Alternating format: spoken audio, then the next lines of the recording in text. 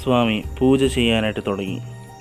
കുറച്ച് കഴിഞ്ഞപ്പോൾ ഒരു ആത്മാവ് സ്വാമിയുടെ മുന്നിലേക്ക് വന്നു. ആ ആത്മാവിൻ്റെ ലക്ഷ്യമെന്തെന്നാൽ അച്ചുവിനെ ഇല്ലാതാക്കണമെന്നാണ്.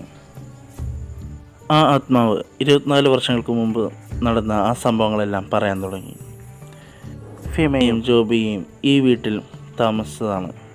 ഇവർ രണ്ടുപേരും സഹോദരികളാണ്. പെട്ടെന്നൊരു ദിവസം ഇവരുടെ ജീവിതത്തിൽ ഒരാൾ കടന്നു വന്നു. ഈ വീട് അവരുടെ പേരിൽ എഴുതി കൊടുക്കണമെന്ന് പറഞ്ഞു. പക്ഷേ അവർ ഈ വീട് കൊടുക്കാൻ തയ്യാറായില്ല. ജോബിയ ആ ബിസിനസ്മാനോട് മോശമായിട്ട് പെരുമാറി. അന്ന് രാത്രി ഈ ബിസിനസ്മാൻ 2 പേരെ കൂട്ടിക്കൊണ്ടുവന്നു. അന്ന് ഫിമേനെയും ജോബിയേനെയും കൊന്നുകളഞ്ഞു. ആ വീട് അവരുടെ പേരിലെഴുതി. അവരുടെ 2 പേരുടെ മൃതദേഹം